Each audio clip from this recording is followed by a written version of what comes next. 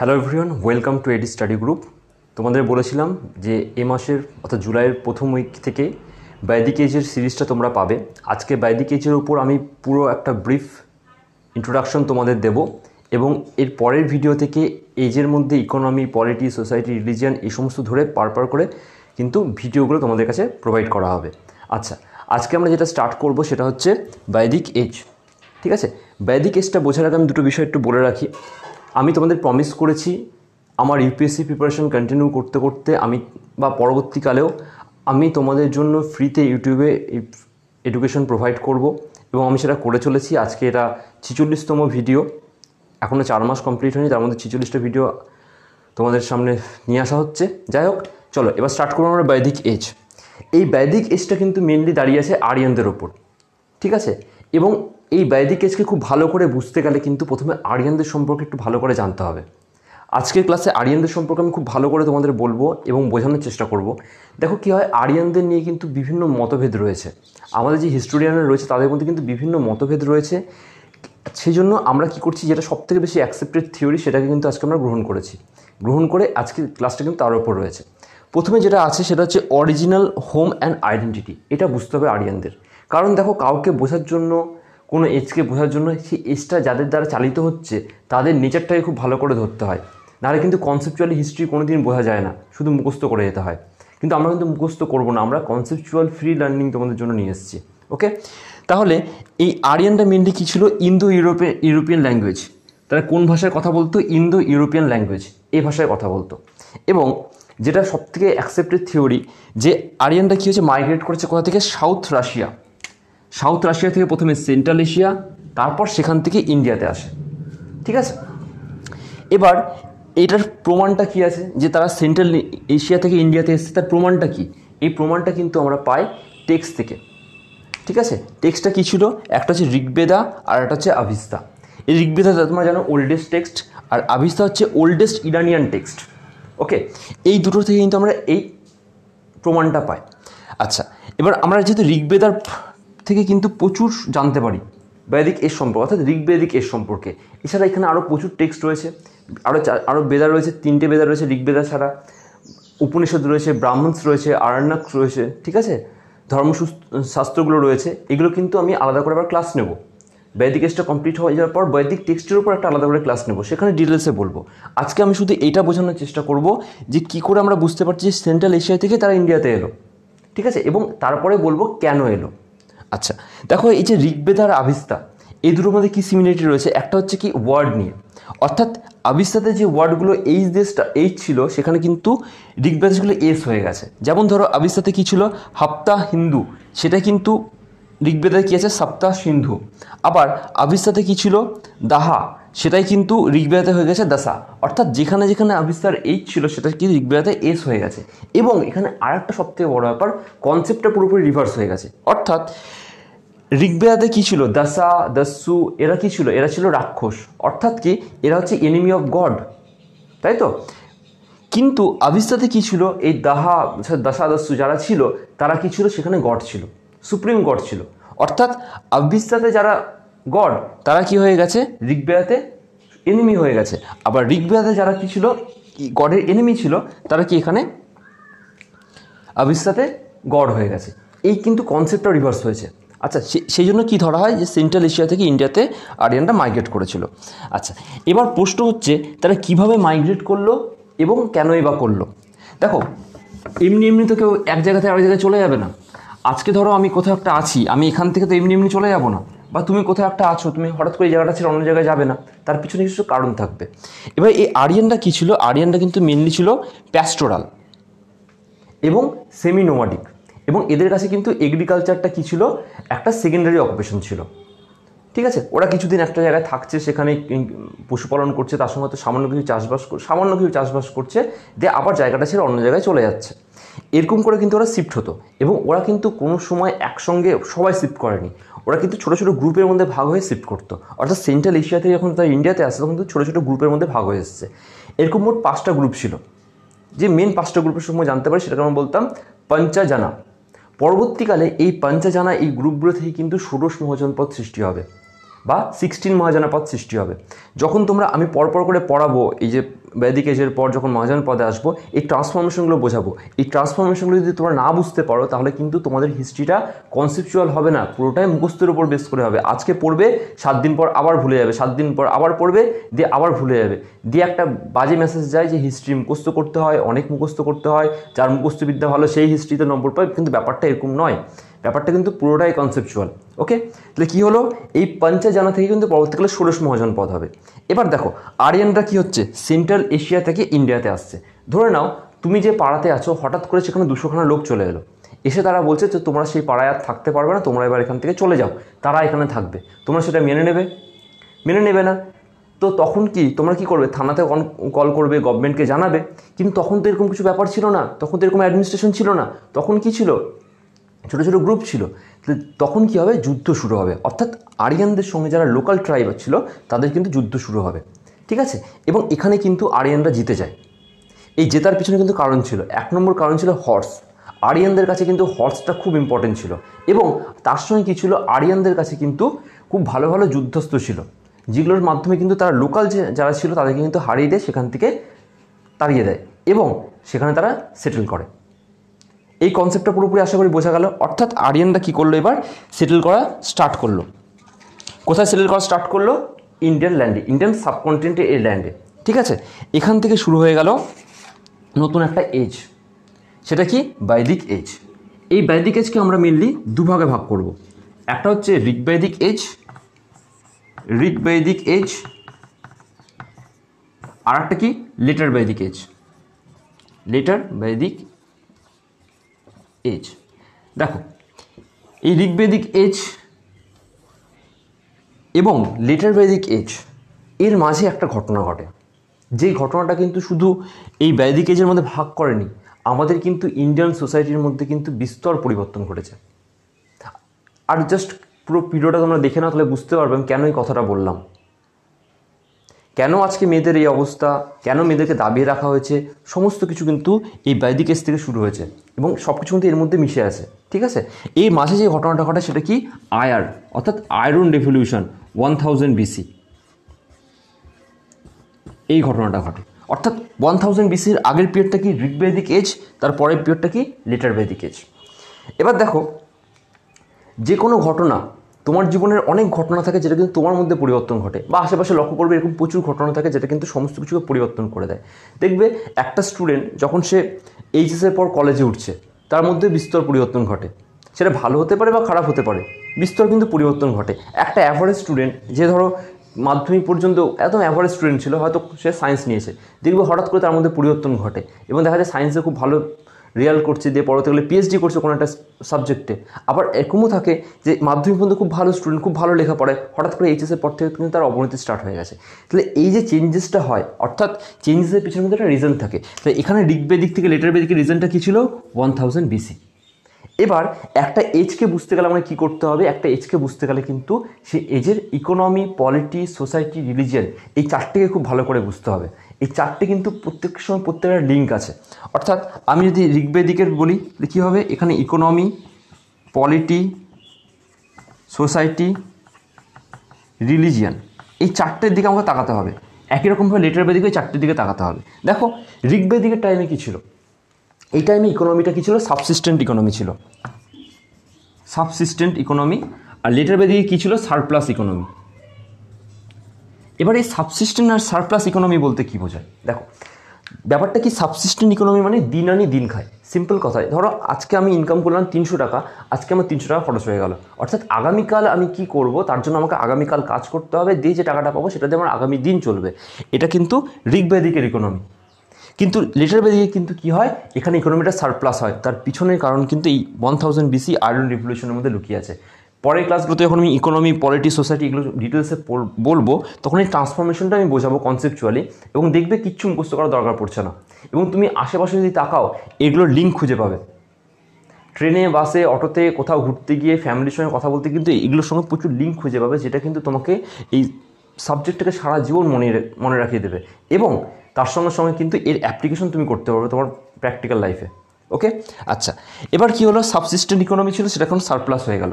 যখনই ইকোনমির পরিবর্তন হয় তখনই কিন্তু পলিটি, পরিবর্তন ঘটবে, আর যখন পলিটির পরিবর্তন ঘটবে তখন ইকোনমি আর পলিটির জন্য কিন্তু সোসাইটিও চেঞ্জ হবে, তার সঙ্গে কিন্তু রিলিজিয়নটাও চেঞ্জ হবে। কেন এই কথাটা বলছি, একটা এক্সাম্পল দিই। ধরো না আমাদের মতো মধ্যবিত্ত পরিবারের ছেলে আর একটা ধরো হাই ক্লাস ছেলে। হাই ক্লাস বলতে ধরো ব্যুরোক্রেসি, পলিটিশিয়ান, বড় বড় বিজনেসম্যানের ছেলেমেয়েরা। আমাদের কী হতো, কলেজে আমরা যদি 1,500 টাকা পকেট মানি পেতাম বা দুটো টিউশন পড়ে যদি আমরা 1,500-2,000 টাকা ইনকাম করতাম, সেটা কিন্তু আমাদের কাছে বিশাল ব্যাপার ছিল, তাই তো? মানে আমাদের ইকোনমিটা কি, আমাদের ইকোনমিটা ছিল 2,000 টাকা ধরে রাখো, 2K। এবার যারা বড় বড় পলিটিশিয়ান, বড় বড় বিজনেসম্যান, বড় বড় ক্যাপিটালিস্টের ছেলেমেয়ে আছে, তাদের দেখাচ্ছে পার মাসে পকেট মানি 2 লাখ। এটা হচ্ছে ইকোনমি। এবার ইকোনমি যেরকম, পলিটিও সেরকম হবে। আমাদের যদি কিছু একটা হয়, আমরা কী বলবো, বাবা মাকে গিয়ে বলবো, বাবা মা এই একে বলবে, ওকে বলবে, দিয়ে একটা সলভ আউট করার চেষ্টা করা হবে। তাদের ক্ষেত্রে কী হতো, বাবাকে একটা ফোন করে দিয়েছে, রাস্তায় ধরো তুমি বাইক নিয়ে হেলমেট ছাড়া বেরিয়েছো, তোমার পকেটে 2,000 টাকা আছে, পুলিশ কী করবে, তোমার কাছে 500 টাকা নিয়ে নেবে, তাই তো? বা তোমার নামে কেস করে দেবে। কিন্তু যেগুলো কী হয়, যেগুলো আপার ক্লাস থাকে, তাদের ক্ষেত্রে কী হয়, ব্যাপারটা অন্যরকম। তোমরা জানো প্রত্যেক ব্যাপারগুলো বেশি বলার আমার দরকার পড়ে না, পলিটিক্যাল কী করে আসে। Next, society. আমাদের কাছে 2,000 টাকা যদি পকেটে থাকতো, আমরা কী করতাম, রাস্তার ধারে দাঁড়িয়ে ফুচকা খেতাম, ছোটোখাটো কোনো রেস্টুরেন্টে যেতাম, বার্থডে পার্টি কি ওখানে ছোট্ট করে হচ্ছে একটা, এটা হচ্ছে আমাদের সোসাইটি। তাদের সোসাইটি কী হবে, তারা নাইট ক্লাব যাচ্ছে, বার্স যাচ্ছে, ঘুরতে তারা গোয়াতে যাচ্ছে, আমরা ঘুরতে কোথায় যাচ্ছি, দীঘা যাচ্ছি, বা বেশি হলে তো দার্জিলিং যাচ্ছি, তাই তো? কলেজ লাইফটা আমাদের এইভাবে কেটেছে। দেখো ইকোনমিটা কী করে ডিভাইড করছে, পলিটিকে, সোসাইটিকে। রিলিজিয়নটাও সেরকম হয়। যাদের কাছে প্রচুর টাকা, প্রচুর পয়সা আছে, তারা কিন্তু জীবনে সমস্ত কিছু পেয়ে যাচ্ছে, তারা কিন্তু ঈশ্বরের উপর অতটা ডিপেন্ডেন্ট হবে না। কিন্তু আমরা ঈশ্বরের উপর বেশি ডিপেন্ডেন্ট, ঈশ্বর এটা করে দাও, ঈশ্বর এটা করে দাও, ঈশ্বর এটা লাগবে, এটা লাগবে, কিছু একটা করে দাও, করি তো আমরা। তো রিলিজিয়নটাও কিন্তু এফেক্ট পড়ে ইকোনমি, পলিটি এবং সোসাইটির জন্য। বোঝা গেল? আচ্ছা, এখানেও বৈদিক এজেও এক্স্যাক্টলি এই ঘটনাটাই ঘটেছে। ইকোনমিটা এখানে সাবসিস্টেন্ট, এখানে সারপ্লাস।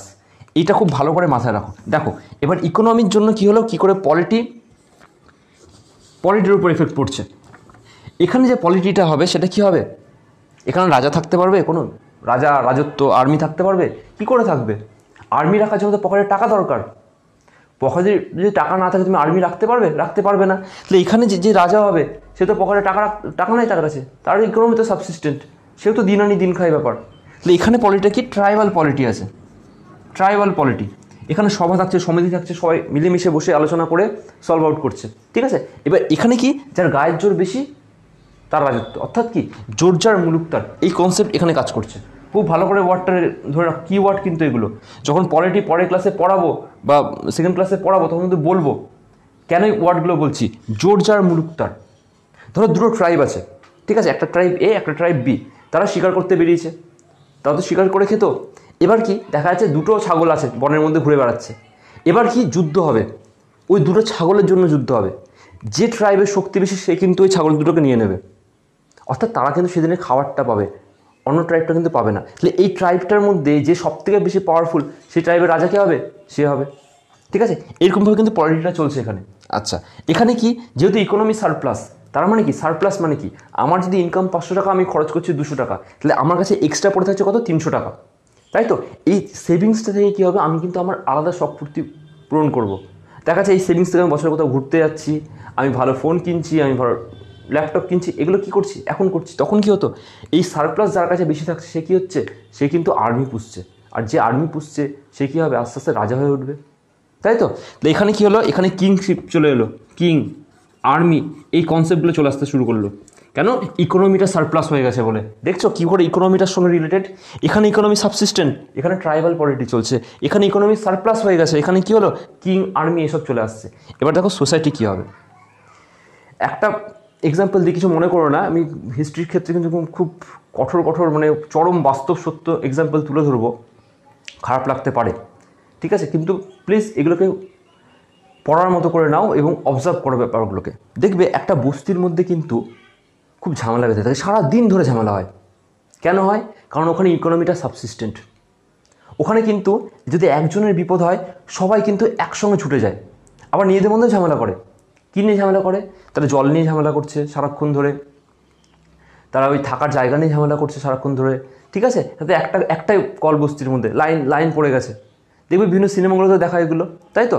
এবার আবার কি, একে অপরের সঙ্গে কিন্তু বিপদে কিন্তু ঝাঁপিয়ে পড়ে, কারণ ওরা জানে যদি আমি আজকে 500 জনের বিপদে না ঝাঁপিয়ে পড়ি, তাহলে কিন্তু পরের দিন আমার বিপদ হলে সেও আসবে না। সেই জন্য এখানে এই ঋগ্বেদিক এই যে কিন্তু যেহেতু ইকোনমি সাবসিস্টেন্ট, সবার কাছে মোটামুটি সমান পরিমাণ টাকা আছে, প্রত্যেকের দিন আনি দিন খায় ব্যাপার, প্রত্যেকের মধ্যে কিন্তু কোনো ভেদাভেদ নেই। অর্থাৎ এটা হচ্ছে এগালিটেরিয়ান বলে, মানে একটা ইকুয়াল সমস্ত কিছু রয়েছে, ঠিক আছে। কিন্তু একটা টাউনে যাও, একটা বিগ সিটিতে যাও, পাশের ফ্ল্যাটে কী আছে সেটা কেউ জানে না, কারণ তার কাছে ইকোনমি সারপ্লাস। ও জানে আমার কিছু হবে আমি লয়ারকে ফোন করবো, আমার কিছু হবে আমি ডাক্তারকে ফোন করবো, সে ডাক্তার বাড়িতে আসবে, আমার তো পাশের জন্য দরকার নেই পাশের জনের কী দরকার। সেই জন্য দেখবে গ্রামের মধ্যে একতা থাকে, শহরের মধ্যে কোনো একতা থাকে না, শহরের মধ্যে ইউনিটি থাকে না। এখানে কিন্তু ভেদাভেদ সৃষ্টি হয়ে গেল সোসাইটির মধ্যে। কী হলো, এখানে বর্ণা সিস্টেম চলে এলো, গোত্র সিস্টেম চলে এলো। সোসাইটি পড়ানোর সময় আরও ডিটেলসে বলবো। আচ্ছা, এবার এই সোসাইটির মধ্যে আর একটা বিষয় কাজ করছে, সেটা হচ্ছে পজিশন অফ ওম্যান। এইটা কিন্তু মারাত্মক জায়গা। এবং আজকে দেখো মেয়েদেরকে এতটা দাবিয়ে রাখা হয়, এতটা দমিয়ে রাখা হয়, প্রচুর তাদের ডিসিশন, তাদের সব ডিসিশন তাদের নিতে দেওয়া হয় না, তারা কিন্তু তাদের সমস্ত ডিসিশন নিতে পারে না। তার কারণ আছে, সেটা কিন্তু এই লেটার বেদিক এজ থেকে স্টার্ট হয়েছে, এই এজ থেকে। যখন পরের দিন পড়াবো বলবো, আজকে একটু কিছুটা বলে দিই, কারণ ব্যবসা আমার বলতে খুব ইচ্ছা হচ্ছে, গায়ে কাটা দিচ্ছে। যখন তুমি হিস্ট্রিটাকে কনসেপচুয়ালি পড়বে, তোমার পড়ার সময়তেও তোমার গায়ে কাটা দেবে, যখন তুমি পড়াবে তখনও তোমার গায়ে কাটা দেবে। Simple concept.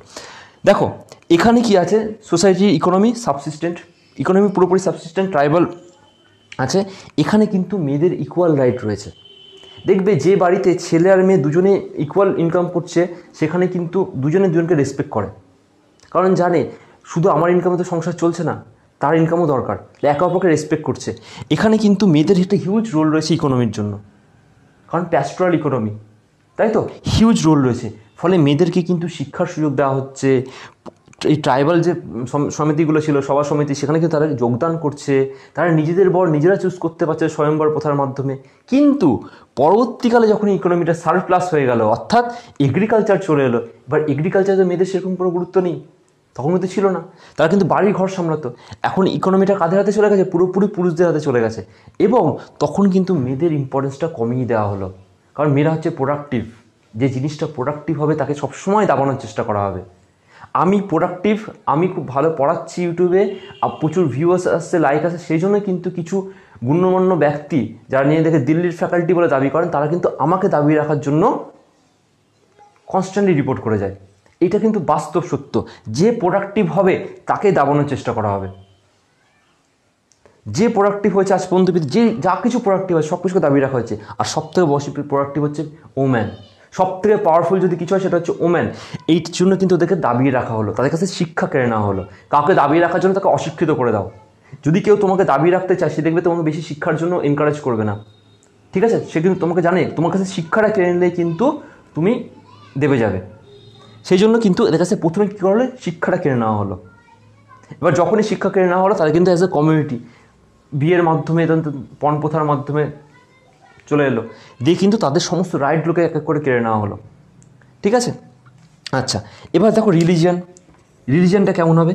এখানে ঋগ্বেদিকে যেটা ছিল, পক্ষে টাকা নাই, পুজো করবা কী করে তুমি বড় বড় স্যাক্রিফাইস করতে পারবা? তোমার পকেটে যদি 200 টাকা থাকে, তুমি বড় করে মূর্তি দিয়ে পুজো করতে পারবে না তো। তুমি কি করবে?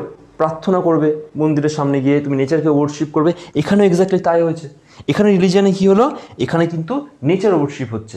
এবং যেহেতু এখানে কি পলিটিটা কি যুদ্ধর উপর ভিত্তি করে আছে, ওয়ার আছে এখানে, কারণ লড়াই হচ্ছে, দুটো ট্রাইবের মধ্যে ট্রাইবের কনফ্লিক্ট হচ্ছে।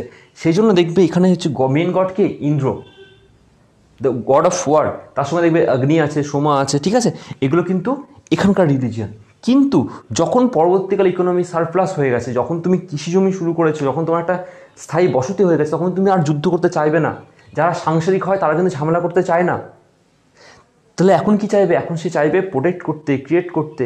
সেই জন্য দেখো এখানে ব্রহ্মা বিষ্ণু মহেশ্বর, এই ঈশ্বর চলে এলো। মেন গড কী হয়ে গেল? ব্রহ্মা বিষ্ণু মহেশ্বর। তখন কিন্তু আর ইন্দ্রর কোনো গুরুত্ব থাকলো না, কারণ এখন যুদ্ধ শেষ হয়ে গেছে, এখন ইকোনমি চেঞ্জ হয়ে গেছে, তাহলে এখন আর ইন্দ্রর কোনো গুরুত্ব নেই। অর্থাৎ যখন ইকোনমি চেঞ্জ হয়ে যায়, তখন ঈশ্বর পরিবর্তন হয়ে গেছে। আর আমরা বলি যে ওখানে টাকার সাথে কখন পরিবর্তন হয়ে গেছে। ইকোনমি কিন্তু সমস্ত কিছুকে পরিবর্তন করে দেয়, এটা বাস্তব সত্য। আমি তোমাদের বলি, যে কোনো রিজনের পিছনে ইকোনমি থাকে। তোমাদের জাস্ট একটা ডেমো দিলাম যে এই এজের মধ্যে কী কী ঘটনা ঘটেছে, আমি জাস্ট কিওয়ার্ডগুলো বললাম, ঠিক আছে। নেক্সট ক্লাসে থেকে আমি কিন্তু ইকোনমি, পলিটিক্স, সোসাইটি, রিলিজিয়ান এগুলোর উপর বেস করে আলাদা আলাদা করে ভিডিও আনবো। অর্থাৎ ঋগ্বেদিক ইকোনমি, তার সঙ্গে লেটার বেদিক ইকোনমি একটা ভিডিওর মধ্যে, এবং এই ট্রান্সফরমেশনটা বোঝাবো। তো অবশ্যই পরের ক্লাসগুলো করবে এবং সাবস্ক্রাইব করে বেল আইকনটা প্রেস করে রাখো যদি আমার ওপর তোমাদের বিশ্বাস থাকে। যদি বিশ্বাস থাকে যে আমি তোমাদের ফ্রিতে বেস্ট এডুকেশন দিচ্ছি আমার ইউপিএসসি প্রিপারেশন নিতে নিতে, দেন অবশ্যই সাবস্ক্রাইব করে রাখো। কারণ এরপরে 4টে ভিডিও আসবে ইকোনমি, পলিটি, সোসাইটি, রিলিজনের ওপর। তারপরে আরেকটা ভিডিও থাকবে এই টেক্সটের ওপর, বৈদিক টেক্সট। সেখানে ঋগ্বেদ থেকে শুরু করে সমস্ত যে টেক্সটগুলো আছে, ঠিক আছে, যেটা আমি তোমাদের সোর্সেস অফ অ্যানশিয়েন্ট হিস্ট্রি পড়ানোর সময় বলেছিলাম যে লিটারি সোর্স, সেখানে আমাদের ছিল বৈদিক টেক্সট, সেটাও কভার করবে। তার সঙ্গে সঙ্গে বৈদিক এজের কী করে ইনফরমেশনগুলো পেলাম সেটাও কভার করবে। তো অবশ্যই সাবস্ক্রাইব করে রাখো এবং শেয়ার করো, সকলের সঙ্গে লাইক করো, অ্যান্ড অবশ্যই কমেন্ট করে জানাবে। তোমাদের কমেন্টগুলো কিন্তু আমার কাছে খুবই ইম্পর্টেন্ট, খুবই গুরুত্বপূর্ণ। ওকে, অবশ্যই। Thank you.